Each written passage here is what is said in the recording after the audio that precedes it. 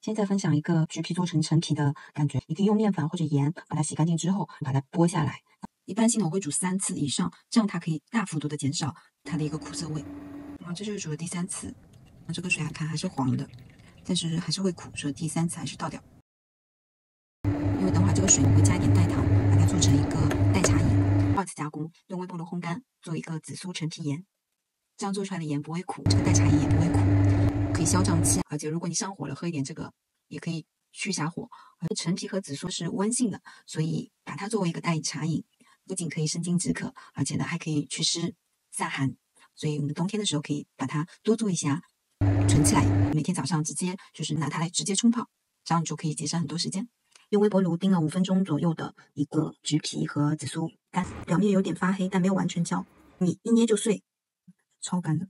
就你加热的时候不能一次性加，否则很容易焦掉。这样已经是磨成粉的一个陈皮紫苏盐，它的口感真的就跟酒制陈皮特别的像。我里面还稍许加了一点点的甜菊糖，那可以中和它的一个酸味。那这样你在吃比较油腻的肉的时候，加一点在你的调味料里面，可以让你吃的不会那么油腻，也不容易胀气。你可以去试试看这个做法。那今天分享就到这里喽，希望你能喜欢这个视频，那我们下期再见，拜拜。